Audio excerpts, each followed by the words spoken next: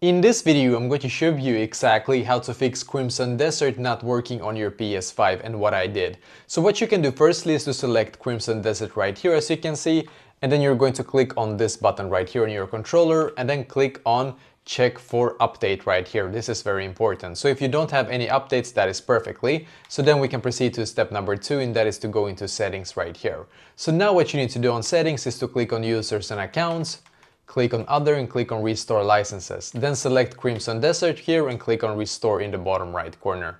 Then click on yes right here. So now you can see it's going to restore the license, which is perfect. This might take a couple of seconds because this is quite a big game, obviously.